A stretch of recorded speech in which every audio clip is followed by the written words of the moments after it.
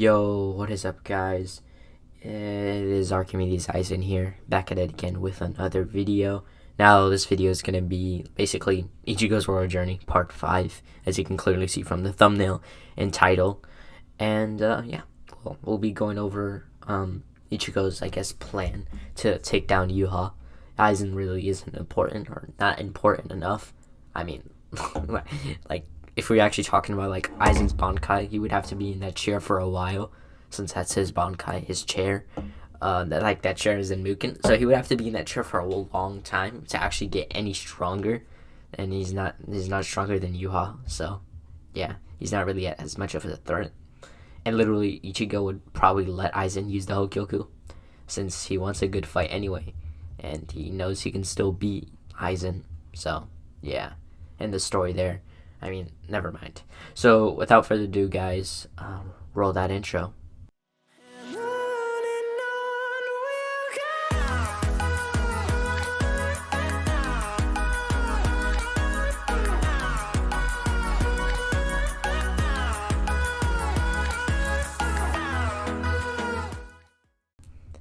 Alright, so we resume this what if after pretty much Ichigo goes through like a 25-year time skip. Like, that's a long time skip, but compared to us at least, but to them it's basically nothing.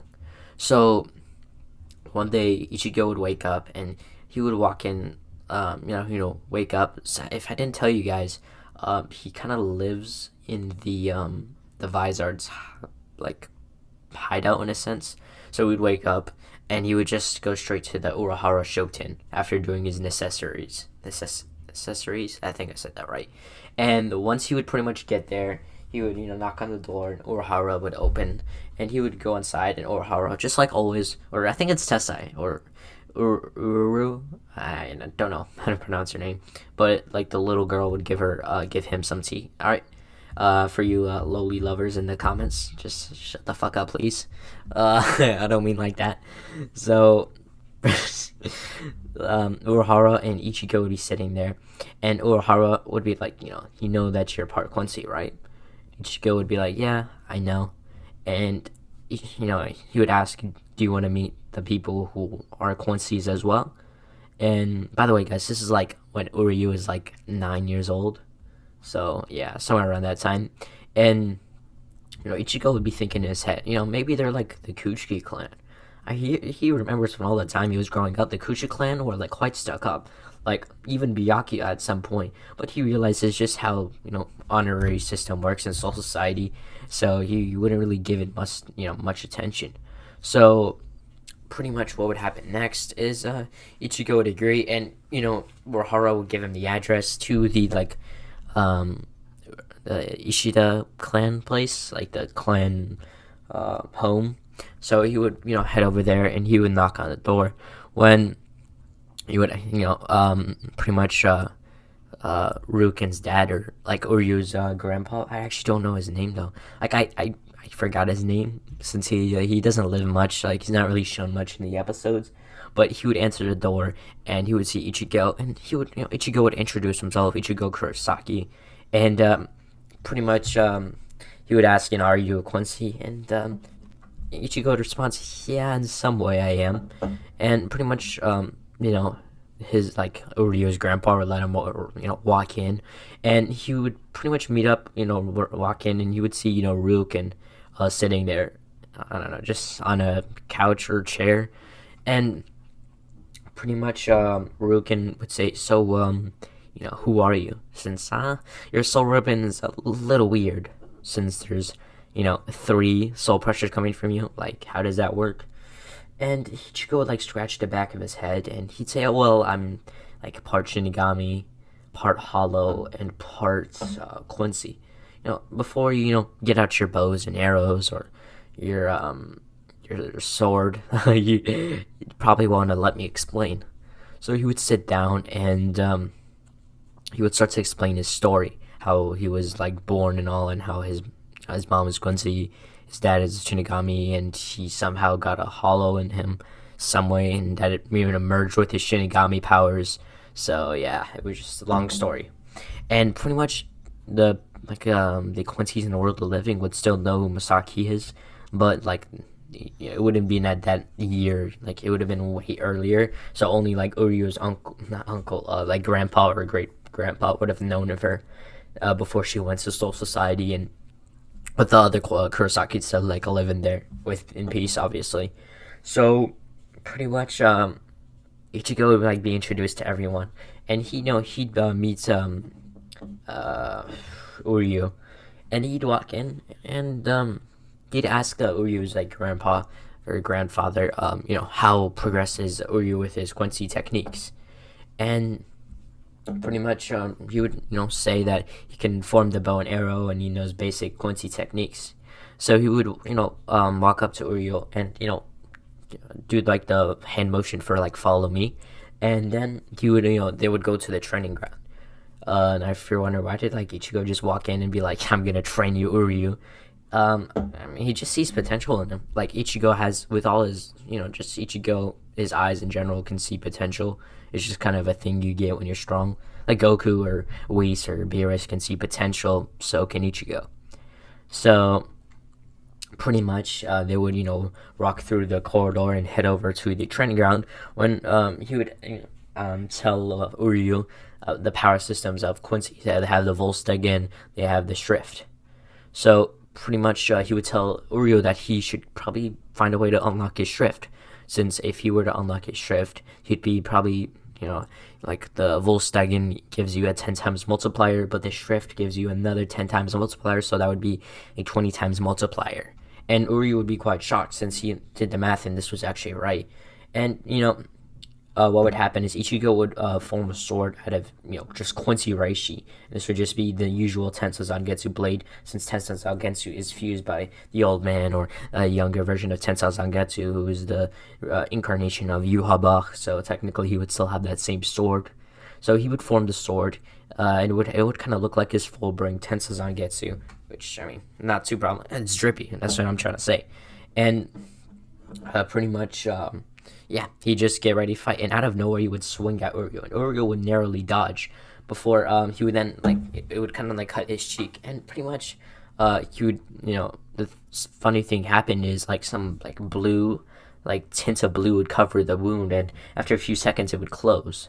So, Uryu would recognize this as blood vein, and Ichigo would say, in his head, say good, it seems this one, reacts and evolves in the middle of, in the midst of battle.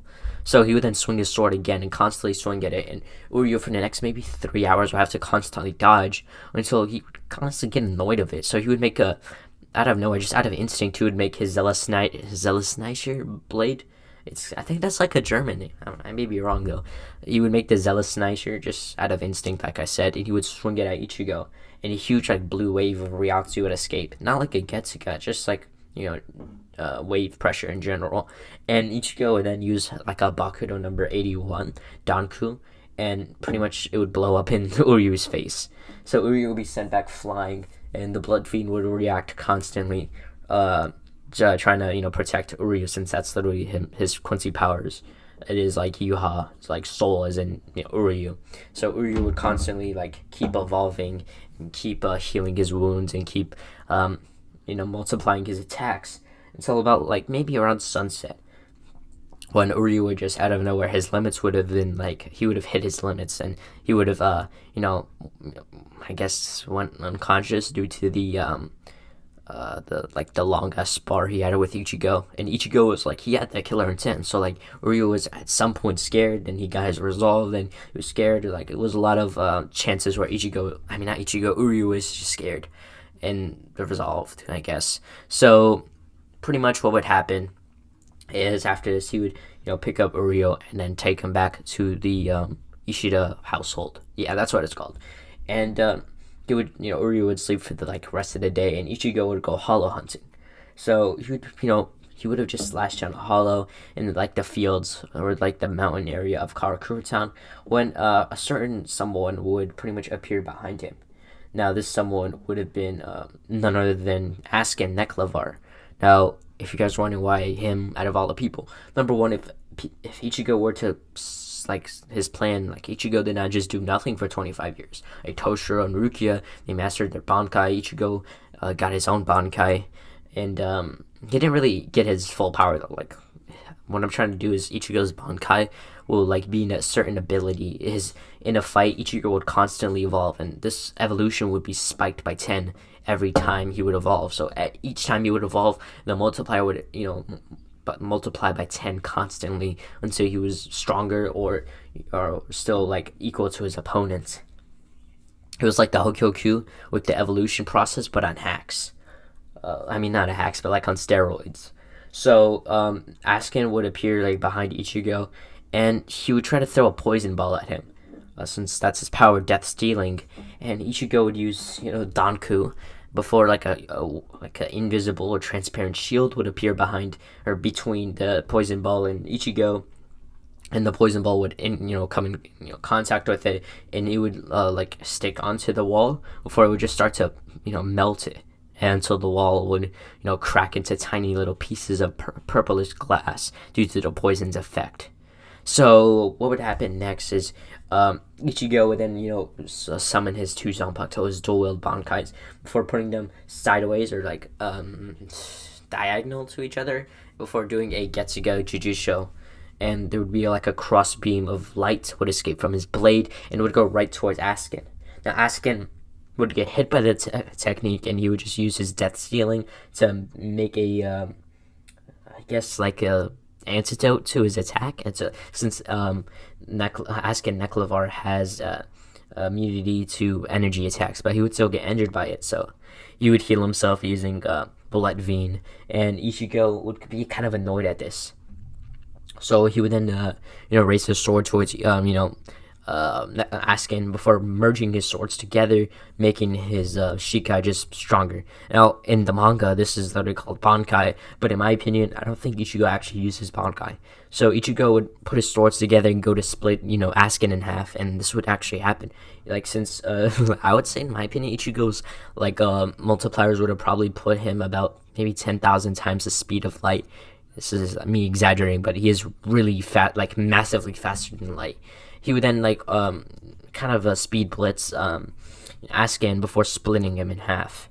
Now after this, Ichigo would then walk away, since he knows Askin easily survived that technique, and Askin would obviously survive, and he would go back to Yuha and he would report to him. Now Ichigo would go back to his the Vizard hideout, and once he would walk in, he would obviously be greeted with a sandal to the face by none other than Hiyori. Now, Hiyori's just annoying like that. I mean, I'm kind of confused why she acts like that, but it is what it is. So Ichigo would then have like a fit about it, and he would have that imprint on his face, just like every time he got hit by that sandal. Obviously, he didn't really actually get hurt. It's just like a comedic moment. It's not like he actually uses iron skin to, protect his face. Definitely, of course not. He would definitely never do that. So, pretty much what would happen next is Ichigo would walk in, and he would just maybe sleep for the rest. Not maybe, he will. And the next day, you would head over to Urahara's shop, and he would just start talking with Urahara and Tessai about their plan to basically use a certain keto they're making to close all the shadows that all the Quincy's used to watch on Soul Society. So they won't be able to have as much versatility, and they'll be expected. So out of nowhere, a huge a beam of light would appear from the floor of Urahara Shoten. They were kind of in the desert area, so what would happen is a huge pillar, I guess, that was right, a pillar would appear from the sky and would just fall down, causing a crater to form in the ground. And when the smoke disappeared and doors opened, it would be none other than Squad Zero.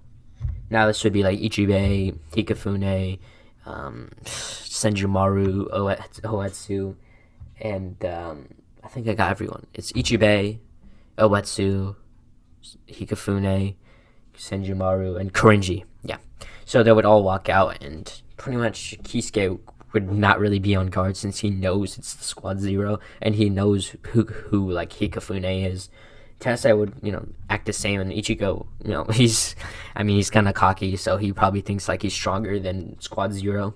He didn't even know who they were, since like not really anyone knows much about Soul Society. I mean, the Squad Zero, other than like the Kiraku or Ikataka, any of the only like the old gen captains would know. So he would walk in, and Ichibei would come up, and he would say, "Oh, are you Ichigo Kurosaki? Come with us." And Ichigo would look towards Urahara, and he says, "Are you coming?" And pretty much they would have their small little conversation, and Squad Zero would explain to them that they're they protect the Soul King, and the Soul King is the being that holds all the universes together and holds the cosmology from falling apart. Now, once Urahara and Ichigo would walk in, like their pillar that they use to go back, they would be told to basically hold on, and Ichigo would just put Ryatsu into his feet and hands, and he would put a grip onto the wall and on the floor of that pillar before they would be, shot back up to the Soul Palace.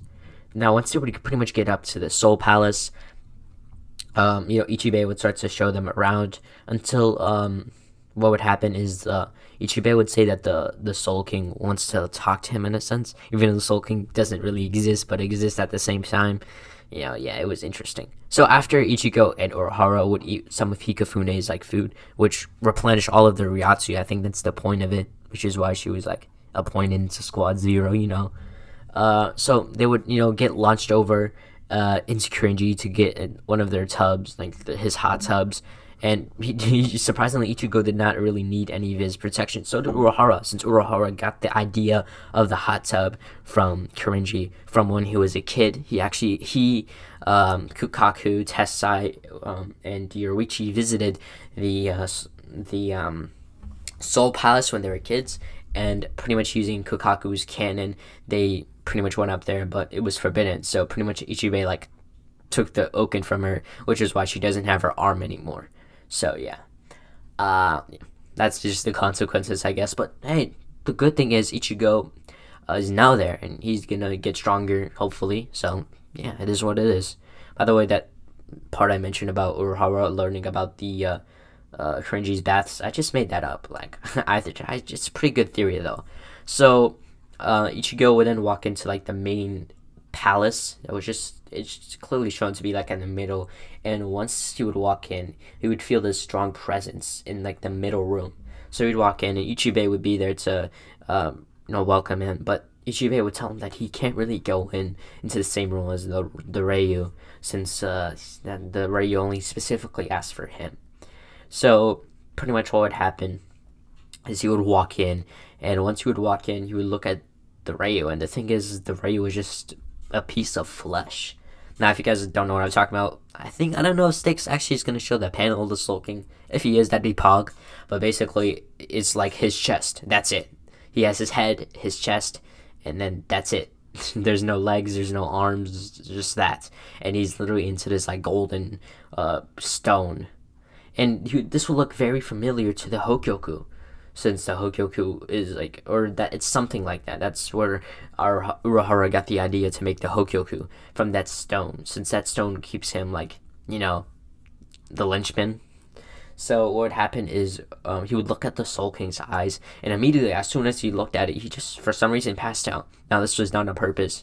Pretty much what the Ryu is trying to do, or what he isn't trying to do, is hard to explain since he exists and doesn't exist at the same time. So pretty much what would happen is Ichigo would be sent into the Soul King's inner world, and pretty much he would wake up, and he would see, like, the Soul King, but this time he had a full body. It was literally like the Prime Soul King. Just think of that, or search it up. It looks like that. So would get up, and he would get on his knees and start into a bowing position, and the Soul King would tell Ichigo to get up. He has no reason to bow. It's just not really necessary. So pretty much what would happen is once Ichigo would get up, he would shake hands with the Soul King, and the Soul King would introduce himself as the Ryu, or the Soul King. He doesn't really have a name, and he would start to tell Ichigo about his son, or pseudo version of a son, Yuha, and he would tell Ichigo about Yuha and how why he's even doing this, and basically Yu is probably mad that not mad. He just doesn't like how the world is. He doesn't like the concept of death. Have you heard the story in the academy how you were told that to keep the balance you were to cleanse hollows and bring them over to Soul Society, and to keep that balance you would have to do that. Well, Yuha did not like this system, and he went against me, so I sealed him into that of a baby. So pretty much somehow, when people touch him, they gain extraordinary power from him. They gain a piece of his soul. Since he is like my son, obviously he has a lot of power.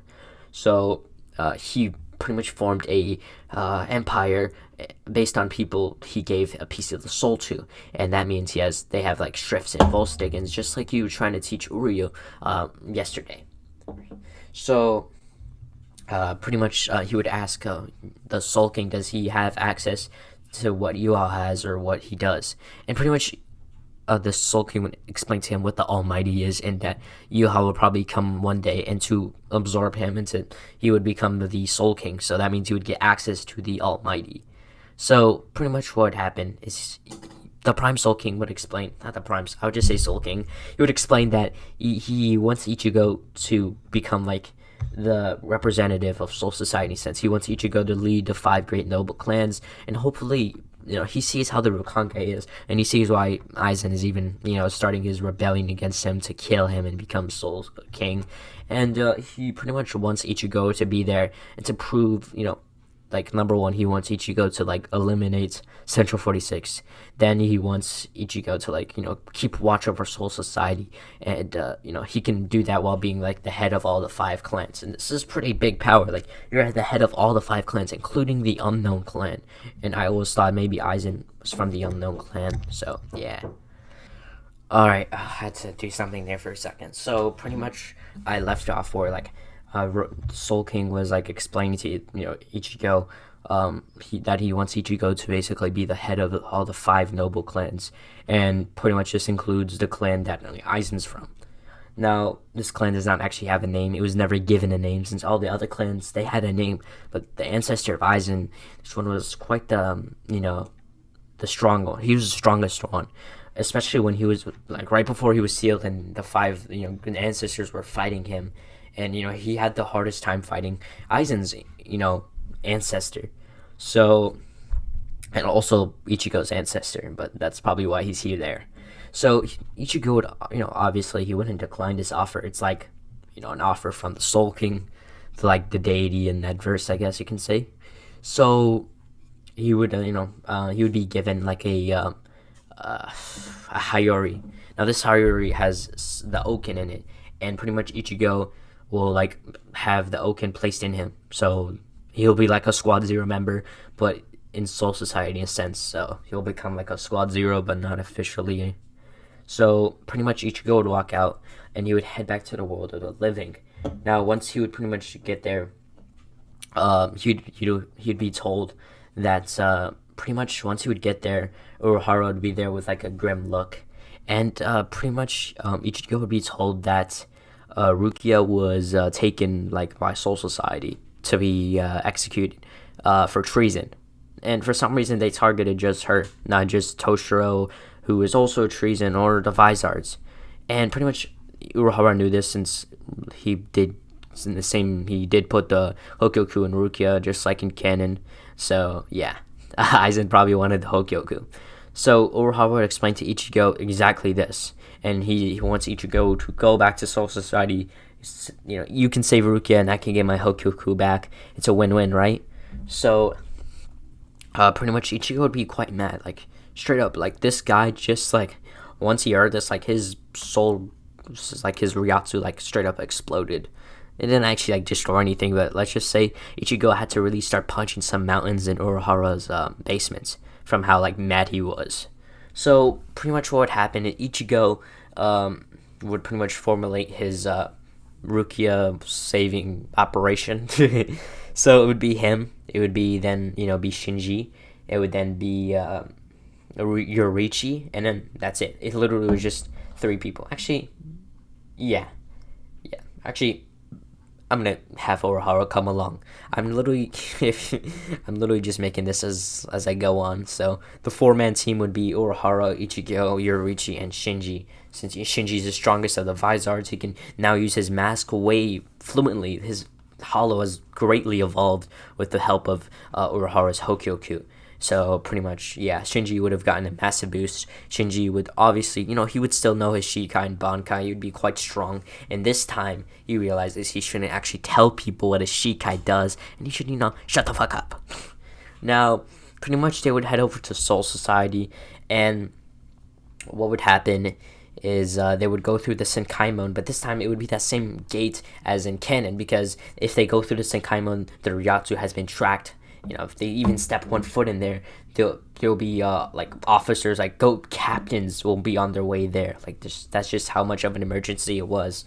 So they would go in there, and once they would get in, they would pretty much run to like Kukaku's place. Well, my pronunciation, that sounded mad sus. So they would head over to Kukaku's, Shiba's house, and once they would pretty much get there, they would recuperate. I mean, they almost literally got killed by not the Don guy, but the cleaner. Like Ichigo is really like stopping himself from literally slapping the shit out of that Don guy.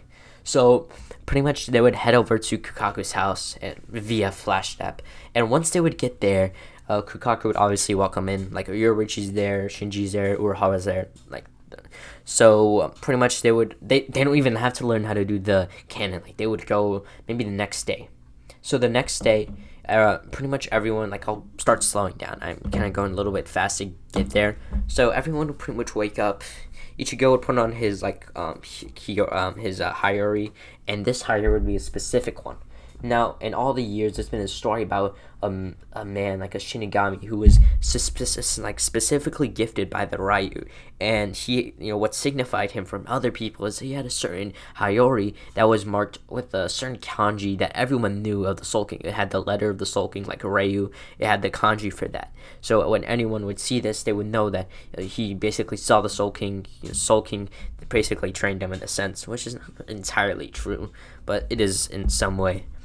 Now, Ichigo would put on his Hayori and his outfit, like his usual fighting outfit, the same one he has from like the 1,000-Year Blood War arc, the one that Senjumaru made for him, which has the Okin in it, and then he would put the Hayori over that.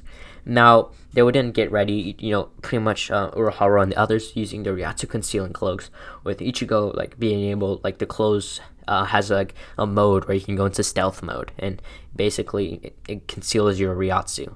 Now, Ichigo and the rest of his friends, I guess, Urahara is basically his friend now, I guess, and they would head into the cannon, and that would be completely calm. Like Yoruichi has been in this cannon so many times, like it's just like clockwork for her and Shinji and Urahara. And Ichigo would walk in, he would take a few deep breaths, but this is nothing like how he was taken to Soul Palace, so he's definitely ready. Now, once, the cannon will be shot off, this will actually be the end of this part. Now, yeah, as soon as the cannon shoots, that'll be the end of this part. Now, without further ado, guys, join Mysta's channel, so you can become a Mysta clan member, or who knows, a Mysta clan noble. Oh my god. Imagine not being a Meister Clan Noble. Gotta be straight up bozo for that. But without further ado, guys, see you later.